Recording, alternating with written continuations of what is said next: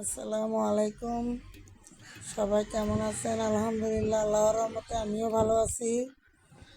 তো দেখেন, আজকে একটা খাবারের ভিডিও নিয়ে আসলাম। সকালের পান্তা ভাত খাবো। এখানে ডিম ভাজি, তারপরে যে পেঁয়াজ নিলাম, ভাত নিলাম, আর সাথে আছে একটু মুরগির মাংস।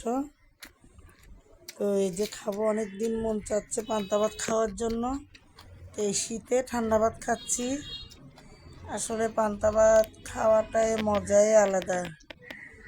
এত মজা কি বলবো, যে খায় নাই সে বুঝে নাই, যে খাইছে সে বুঝবে। এতটাই মজা যে এই যে একটু মুরগির মাংস দিয়ে ফ্রাই করতেছি, কেমন হয়, অনেক মজা লাগতেছে। পান্তা ভাতটা মনে হয় যেন মনের মাধুরী মিশিয়ে খাচ্ছি, অনেক স্বাদ। আমার অনেক দিন ধরে ঠান্ডা লাগছে, গলাটা বসে গেছে, ভয়েসগুলো সুন্দর আসতেছে না, মানে কথা বলতে অনেক কষ্ট হচ্ছে, প্রচুর ঠান্ডা লাগছে, মানে একদম কথা আসতেছে না।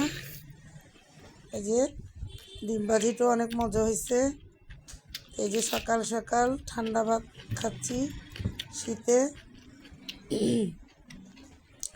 মুরগির মাংসটা অনেক মজা হয়েছে, কালকে রান্না করেছিলাম, তো একটুখানি ছিল, সেটা গরম করে নিয়েছি।